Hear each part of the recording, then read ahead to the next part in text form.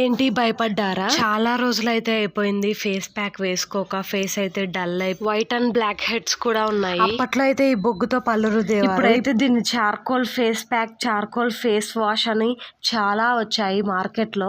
ఈ బొగ్గును ఇలా దంచేసుకొని 1 table spoon తీసుకొని అందులోకి 1 టేబుల్ స్పూన్ హనీ వేసుకొని కొంచెం పసుపు వేసుకొని ఇలా అలోవెరా జెల్ కానీ రోజ్ వాటర్ కానీ వేసుకొని బాగా కలుపుకోవాలి. ఇదైతే నేను చెప్పింది కాదు, ఇది ఆయుర్వేద గ్రంథంలో రాసింది. అందుకు ఇది ట్రై చేస్తున్నాను. ఇలా ఫేస్ కి అప్లై చేసుకోవాలి.